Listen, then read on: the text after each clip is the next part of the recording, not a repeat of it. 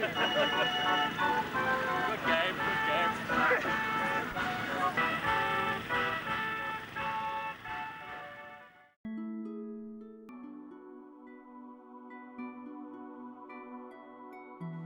Mark Fairweather starts the story. It was his aunt who brought the show back to life after World War II. My aunt, Winifred Fyson, was chairman of the show before me, and she had run it since restarting the show after the war. And she was chairman of the committee, the organising committee, from that early time right through to her death in 1982. I did become a little bit involved before she died, because in the last couple of years she became unwell, and she was determined. It was something she wouldn't give up, and she died in harness. My uncle, who was president of the show, but didn't take his duties with the seriousness which my aunt expected of him. But he did judge the wine with a friend of his by the name of Humphrey Pease. I used to go up with them, and I can remember listening to them talking about the wine and spitting it out. And what do you think your aunt would think of the flower show today? Well, she would be delighted that it's still going on. She would be delighted that it's still in touch with its traditions. She wanted to run a traditional show. Although she wanted it to be financially secure, she was determined to keep commercial interests out of it. She wanted it to be a village. She wanted it to be a celebration of village life. Lots of the classes of exhibits actually reflected the economic reality of life for local people. So there was a much greater emphasis on produce than there is now. I think these days there's a more nostalgic feel to the show. It's a little bit of something in a time capsule. We know that life isn't quite like this anymore, but it feels good on the day. So it's an escapist. There's an escapist side to it now, which perhaps has always been there, but I personally feel is more emphasised now than it was in 50 years ago. Successful exhibitor of all time at the show was a man called Peter Ashley, who is, I believe, still alive. He must be in his 90s now. He was really successful. He was a very good gardener, a very successful exhibitor, and he was an enormous source of strength to my aunt. He was very helpful on the organisation as well, back in the sort of 60s and 70s and early 80s. Another person who helped a lot in those days was a man called Spinny Bantoft. He was just very good at getting things done. He was helpful and thoughtful, and he was able to persuade local people that they wished to get involved in this show. And that's what my aunt as chairman always wanted. My impression, though I'm an outsider now, is that the show does have widespread support across the whole village, which is certainly what my aunt would have wanted. She saw the show as something which brought everyone in the village together, so they could share a vibrant community with something in common in the form of the show. I think my first success was the blue room for the best exhibit in the show was for a play of Shallots. 50s, early 50s. We got Colin Randall, he's a village policeman. He was untouchable, really. There was Bill Brown, Charlie and John's dad, he was a damn good exhibitor. Bob Cooper, he was a game keeper at Sutton Hall, he was another one.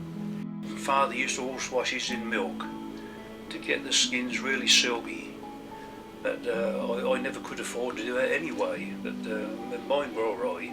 I'd dig everything out, all the carrots, I would dig them out rather than pull them, rather than damage the roots.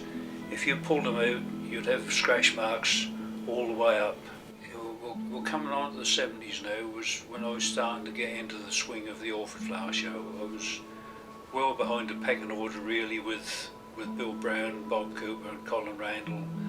And I mean, they weren't the only ones. There was Peter Ashley. He was a genius with dahlias and potatoes. I think it was 1972. I won both the cups for the first year, for this first time, and Charlie Brown, he got it for the following year. And then for 74, 75, 76, 77, 78, I was fortunate enough in being awarded the cups for the most points in the show for then. Born in Orford in 1931. I remember the flower show before the war, and it then worked in with the school. So the things we made at school we put into the flower show. And it was when I was about 7, I won the first prize for knitting. I made a teapot tea cosy. I can remember when in the fancy dress, Mother made me, it was white and black, made of crepe paper. The mouse ran up the clock, and I had the numbers around the skirt and the hands down here, and the mouse was on one hand. And then of course the war came, and then it was started up again after the war. And now I've found the old programme. It shows that, as my friend said, rabbits, eggs and everything else. Under our clothes we are made from pantyhose. That's a bit of poetry I made up and put under. In the same year I won the tank top. That was a little knitted with crochet on. So do you know what year that was? These were all 1976.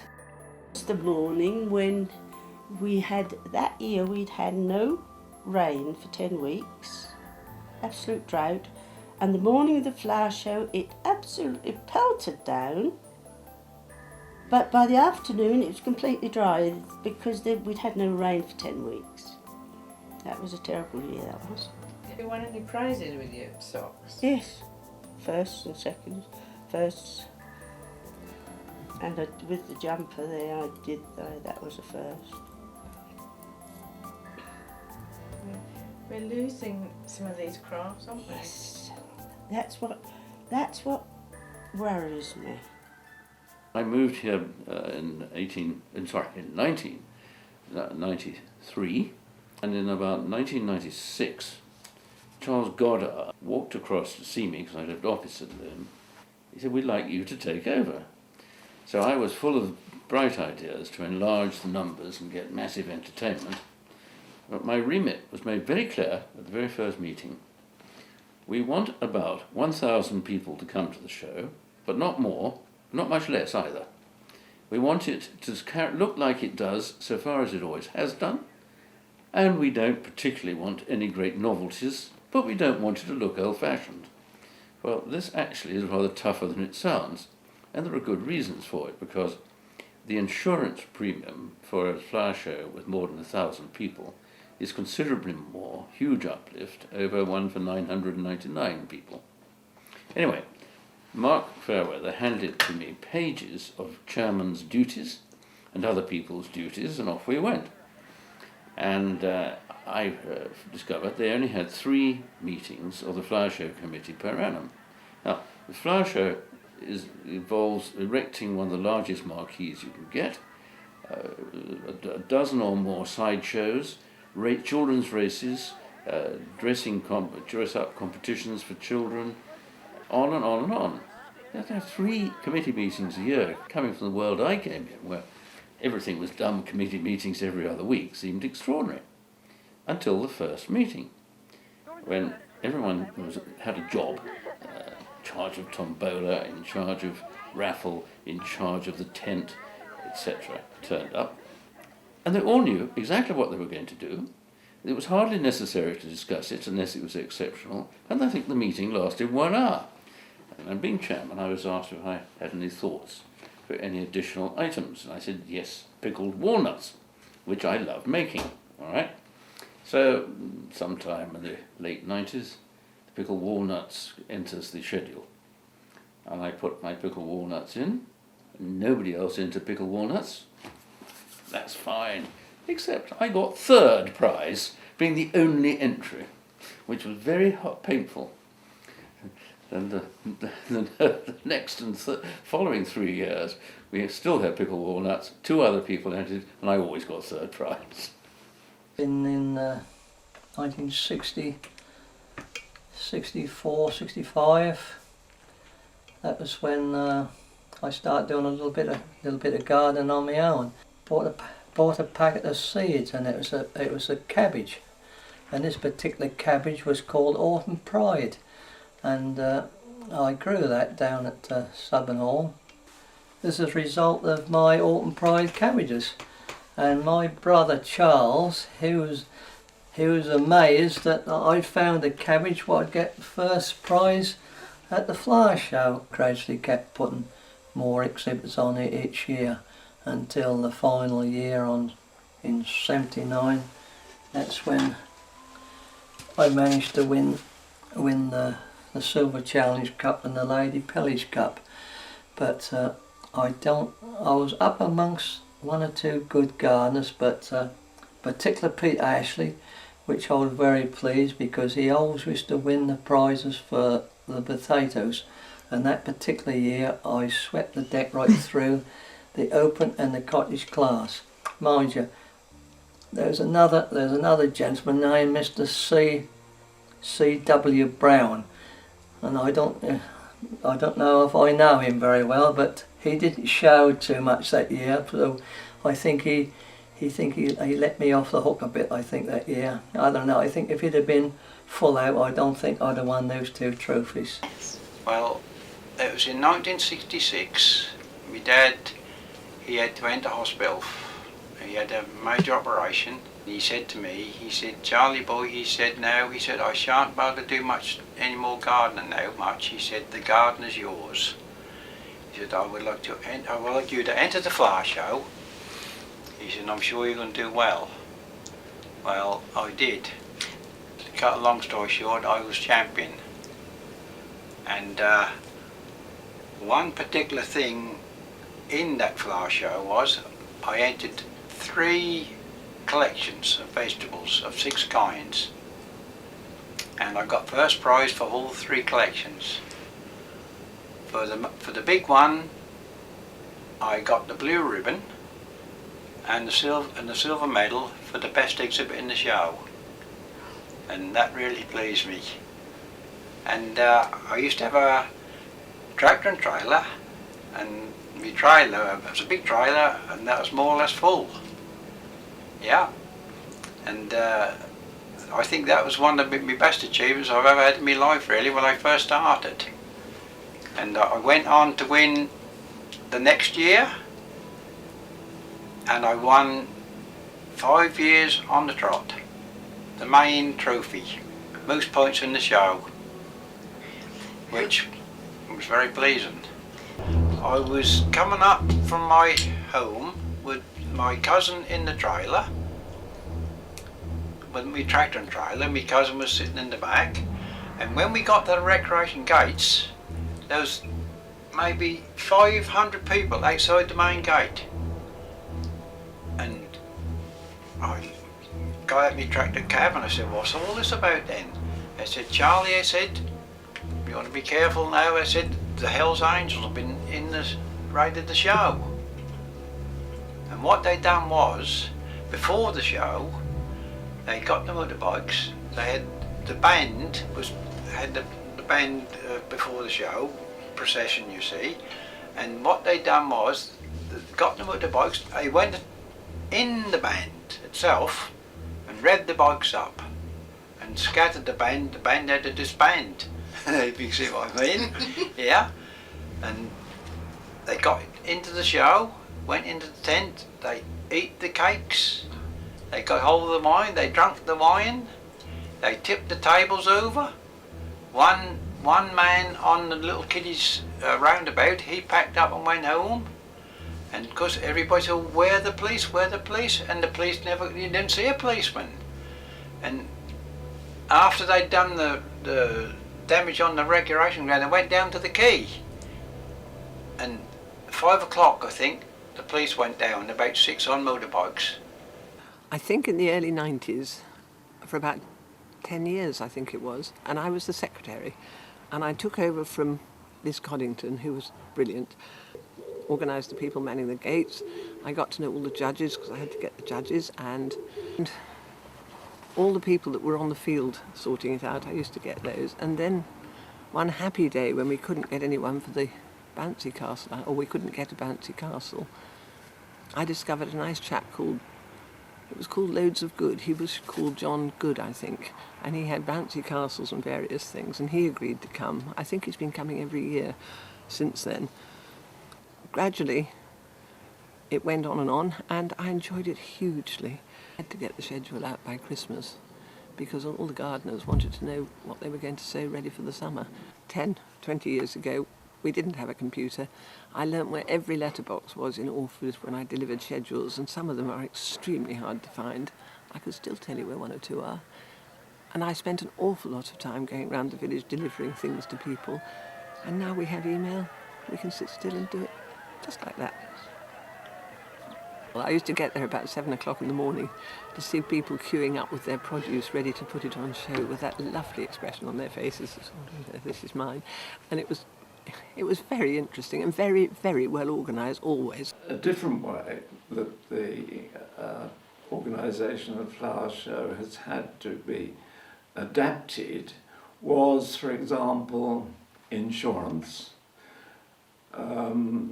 I think it's still true that the Flower Show is a member of a national horticultural society which offers insurance for this sort of occasion, but it's that it didn't cover us for four-legged beings. We used to have a brewer's dray with 2 Suffolk punch horses tour the village for children at whatever cost it was per seat.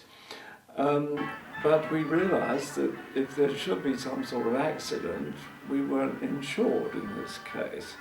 But that meant also that we used to have pony and trap rides around the recreation ground. And since the pony was 4-legged, we had to abandon that. We had donkey rides, which had to be abandoned. Equally, health and safety has to be taken into account as well. At one stage, we experimented with having one of these powered kites arrive at an appropriate moment on the ground, but we discovered that in order to repeat that, we would need permission, a landing permission from the Ministry of Air, and we decided it really wasn't part of the Flower Show's business to get involved in that. The show has been, I think I can say, very, very successful over so many years that it's one of the most efficient operations I've ever come across. And I've been the honorary secretary for about 10 years, over 10 years. I took over from Bridget Logan. Each year I send out letters for patrons renewals and also get additional patrons, but also I get all of the sideshows, which are the bouncy castle and the Punch and Judy, the fire department, the organist, and any sideshows that we may have that are new. And we have over 1,000 people on the day, and I think it's more an event for Orford and the outlying areas. Flowers, vegetables, cooking, preserves. I used to enter all the classes. But I know on a Friday evening before the flower show, I never used to go to bed very early, you know, I used to sit up. And I also remember my sons used to say, oh, flower show's round again, we can't have a bath tonight. Because I used to put a lot of my flowers and things in the bath. Well, I think it was in 1969. I had a Morris Traveller, and that was packed in just, you know, as tight as it could be.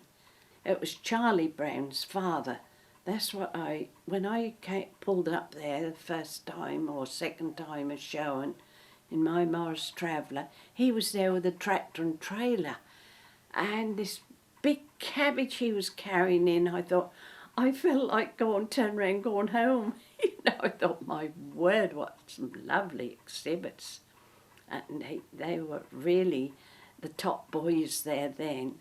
And Mr. Ashley, I remember him there as well, with their lovely big onions. But I took my stuff in and I did get some prizes. Rummy Weston, he was a garden producer, rang me up one day and he said, Peggy, we want you on gardening out tonight. The other chap is sick.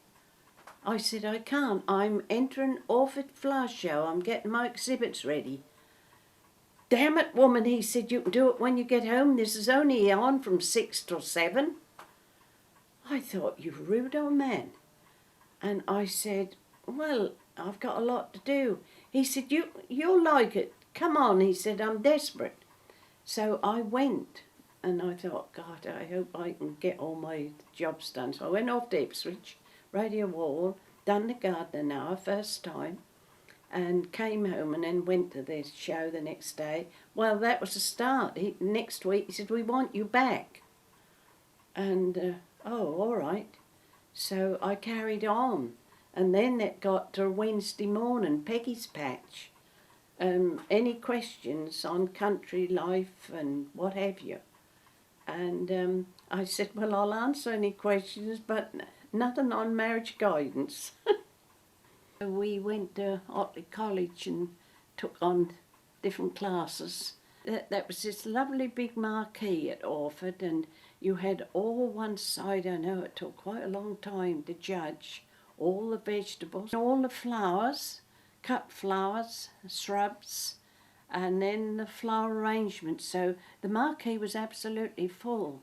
And when we finished judging, we always had a glass of sherry. I never had that any other show, I can't ever remember that. But we always had to have this glass of sherry. And that was wonderful. But I always said that was one of the best shows around here for miles. And then I know a lot of people agreed with me, because I used to meet other judges and we used to talk. Did you see so-and-so last week? Have you been Orford, we used to say. That's where you want to go and judge and see the stuff.